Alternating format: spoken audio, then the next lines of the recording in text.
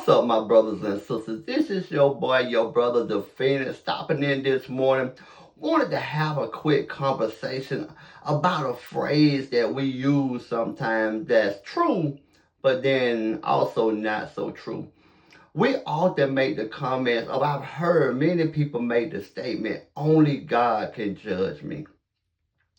And why, as ultimately at the end of the day, only God can judge us and only God determines whether we go to heaven or hell.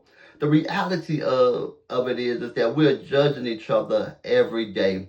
If you look at us on the road and somebody cut us off, then we're hollering about how stupid they is. They need to pay attention. You need to watch what you're doing. We're judging that person based on their actions.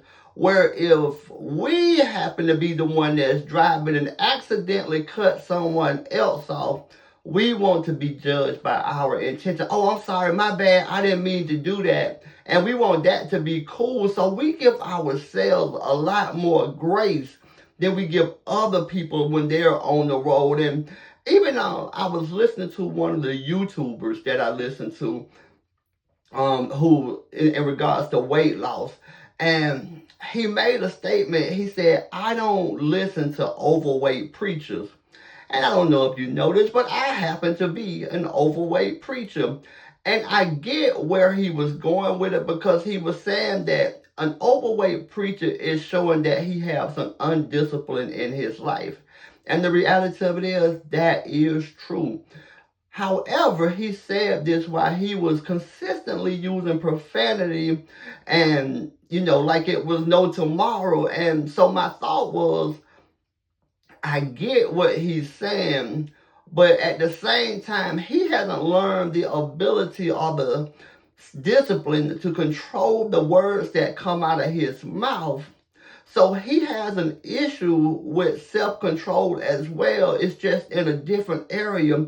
But he can see someone else's issue with self control, but he failed to see his own. And that's called hypocrisy. As a matter of fact, this dude was overweight at one time himself. And because he's done things to get that in check, I applaud him on that.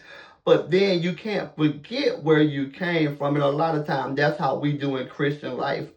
In Christian life, we'll stop drinking, we'll stop cussing, we'll stop doing, whatever it is, we'll stop, sleeping around, lusting, watching porn. We'll stop doing these things. And then when someone else do it and we find out about it in the church, then we start having these side conversations, these judgment calls about this person. And what God wants us to know is that the way that we judge, we will be judged. If you look at Matthew 7, you will see that God say that based on the standard that you judge, that's how I'm going to judge you. And it's not saying that he don't want us to judge. He's just saying that when you make a judgment call, you need to make that judgment call in love and not to position yourself above the person, but to position yourself with empathy to help that person or to move with care toward that person so that you can help the situation that they're in. And that's not the stand that we take in most situations. In most situations, we take the stand of putting ourselves up higher because of we no longer struggle with that issue. And so, my brothers and my sisters, I'm asking you today, let's take a second thought. My brother said this morning at church, he said, let's think twice and speak once. So before we have conversations and speak and make judgment calls, let's think about it twice. Let's remember where we were and let's show empathy to our brothers and sisters.